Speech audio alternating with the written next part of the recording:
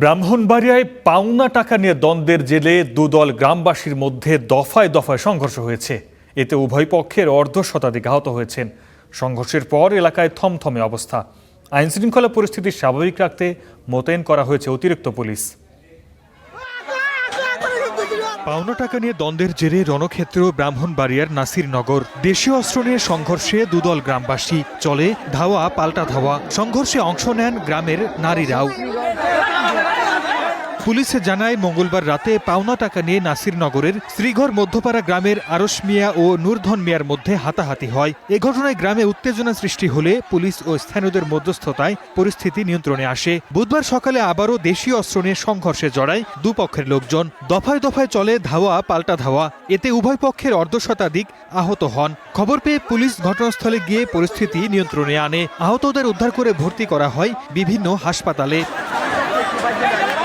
সংঘর্ষের পর এলাকায় থমথমে অবস্থা। আইনশৃঙ্খলা পরিস্থিতি স্বাভাবিক রাখতে মোতায়েন করা হয়েছে অতিরিক্ত পুলিশ।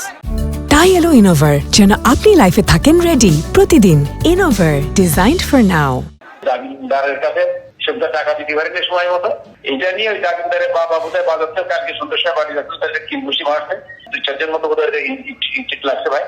ওরা সাধারণ চিকিৎসা নিতে, ওরা আবার আজকে নাতুরের নামাজের ঘরে বসে এলাকাতে ফাইসলা করে যার পর টাকা পাওনা হতে চায় সেটা সে যত দ্রুত দেওয়া যায় সেই ব্যবস্থা করবে। এটা নিয়ে জানানো এখন পরিবেশ সামনে। এর আগে গত 6 ফেব্রুয়ারি নাসিরনগরের ধলাকোট এলাকায় দুপক্ষের সংঘর্ষে নারী ও শিশুসহ 10 জন আহত হন। Desk report, star news.